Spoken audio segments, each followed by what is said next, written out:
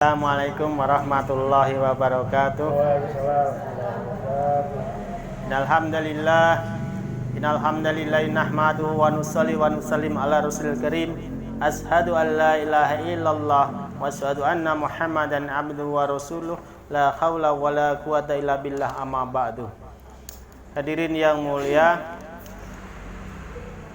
setiap tempat ini Allah Subhanahu wa taala memberikan keistimewaan yang tersendiri.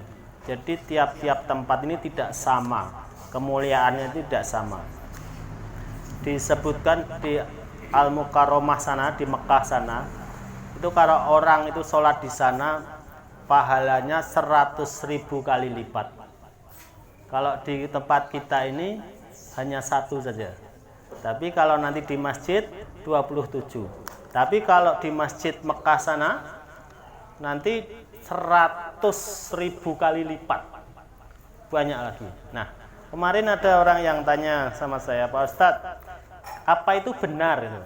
Kok apa itu benar? Itu hadis baginda Rasulullah, jadi pasti benar.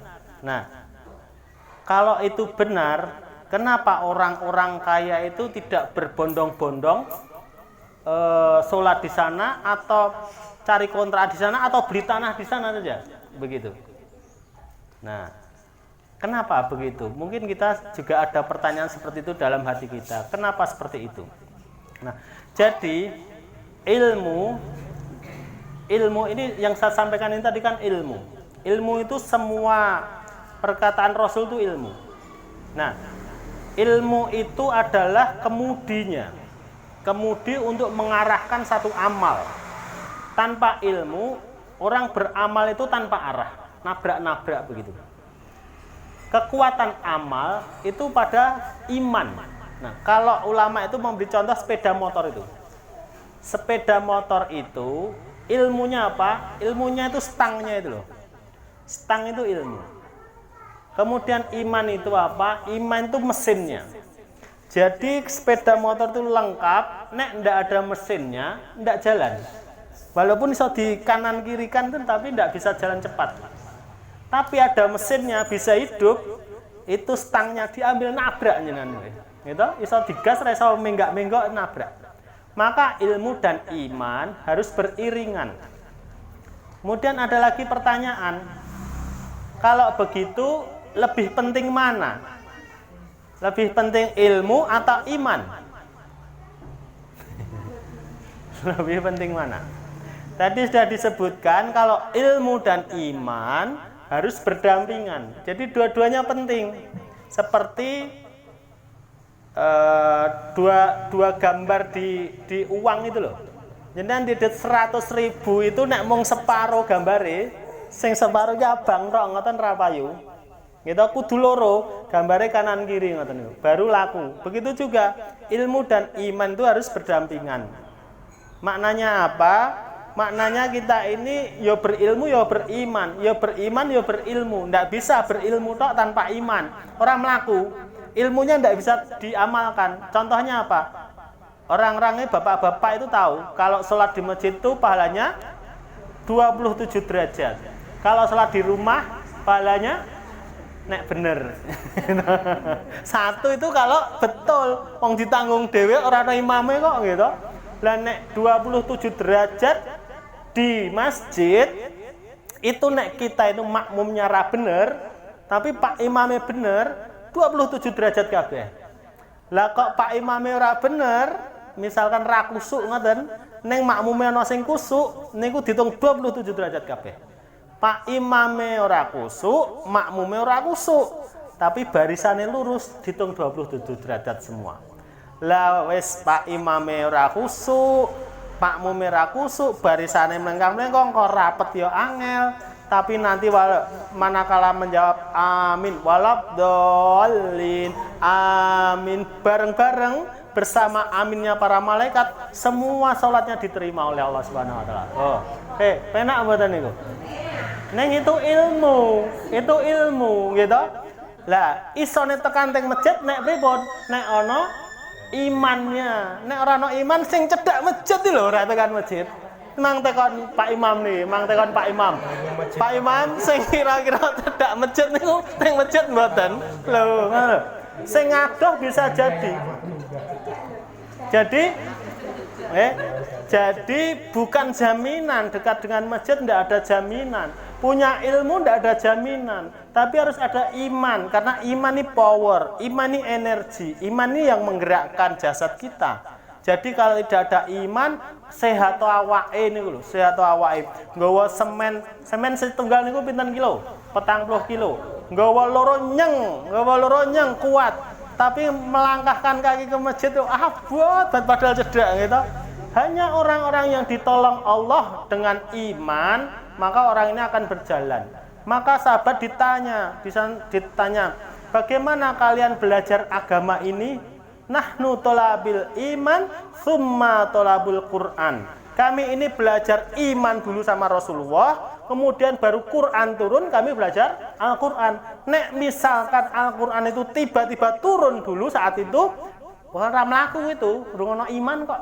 Belum ada keyakinan kepada Allah, belum ada keyakinan kepada baginda Nabi SAW, maka ajaran agama tidak akan jalan. Lah sekarang ini agama ora do mlaku napa? Imane lemah niku lho. Yakinnya itu lemah. Yakin terhadap janji Allah, yakin terhadap janji Rasulullah itu lemah.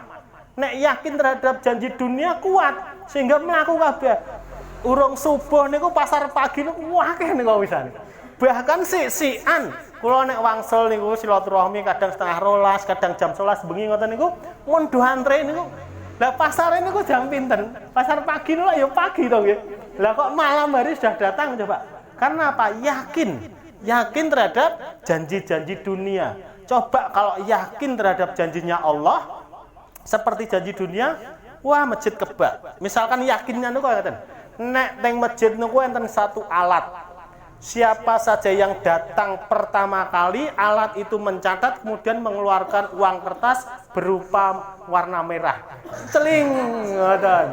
Engko yang kedua, alat itu mereka mengeluarkan uang warna biru. Tring. Yang ketiga, keluar warna hijau. Tring. Wah, rebutan gasik-gasikan niku, nggih to? Pak Andoan ra bali niku. Wes ning ngono terus abang terus ngoten nggih.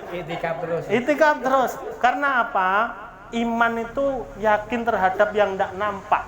Kalau nampak bukan iman lagi, pitik we yakin kalau yang nampak. Ayam itu loh, nyenan kur ngoten ora teko. Tapi ditebarkan jagung ngono rasah karkur ya nyedak gitu. Iman bukan itu, karena dia melihat secara langsung bukan iman. Ngoten nggih. Dados iman dulu baru ilmu. Nahnu tolabul iman summa tolabul Quran. Begitu jawaban sahabat radhiyallahu anhu ajmain. Maka kita ini selain menuntut ilmu, iman kita harus bangun. Ngerti tahajud itu pahalanya akeh. Ngerti sholat hajat itu dikabulkan Allah. Ngerti sholat duha itu memberkahkan rezeki. Nek sholat duhane 12 rakaat dibangunkan istana di surga. Jenengan bangun istana di dunia niki tak piro. Tur piro wene suwene coba. Jenengan bangun istana di surga, bangun omah ra rampung-rampung kok gitu. Apa neh bangun istana? Lah di surga itu jenengan bangun istananya hanya dengan 12 rakaat salat duha. Coba, penak endi, cepet endi coba. Ngoten niku nek ora yakin, ora ana iman ya ora mlaku. Ilmune duwe, ning imane ra ana ora kuat. Ngoten nggih. Subhanallah wa bihamdi, subhanallah wa bihamdika, asyhadu alla ilaha anta, astaghfiruka wa atubu ilaik. Wassalamualaikum warahmatullahi wabarakatuh. Monggo sing bari tanglet. Nggih. Apakah kita boleh meremehkan pekerjaan orang? Misalnya, saya ngepal sama, misalnya kayak Mbak Nani kan menjahit, jaga jahit apa itu, seperti itu bagaimana? Niki tanglet apa nyindir? Nih. Jadi kalau kita ini orang beriman, orang yang berilmu, itu harus punya keyakinan. Yakin semua itu diatur Allah.